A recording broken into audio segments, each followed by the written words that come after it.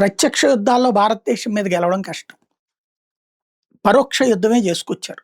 చాటు నుండి వచ్చి దేశంలో ఉన్నటువంటి రాజుల మధ్యన చిచ్చు రేపి తద్వారా గెలుచుకొచ్చారు. ఈ దేశం మీద మొఘలులైనా, ఫ్రెంచోడైనా, డచ్చోడైనా, ఇతరులందరూ ఏది టిప్పు సుల్తాన్‌లైనా, అక్బర్‌లైనా వీళ్ళందరూ గూడా.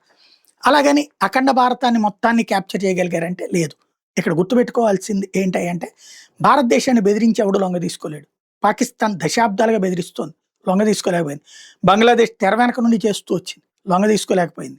వాళ్ళ ప్రయత్నాలు కొన్ని ఫలిస్తుంటాయి. బట్ టోటల్ దేశాన్ని క్యాప్చర్ చేయలేరు. అమెరికా తన చెప్పు చేతల్లో భారత్‌ని పెట్టుకోవాలని స్వతంత్రం వచ్చినప్పటి నుంచి ట్రై చేస్తానే ఉంది. కానీ రష్యాతో ఉన్నామంటే ఏంటి అర్థం?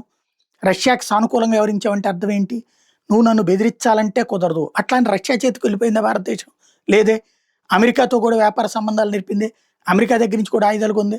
అంటే మా బతుకు మమ్మల్ని బతకనియండి. మీ బతుకు మీరు బతకండి. మాకు కావాల్సిన మేర మీరు సహకరిస్తాం. మీకు కావాల్సిన మేర మా దగ్గర నుంచి సహకారం రాబట్టుకోండి. అంతేగాని బెదిరించి సాధించలేరన్నదే భారత్ ప్రజలిచ్చే సంకేతం, సందేశం.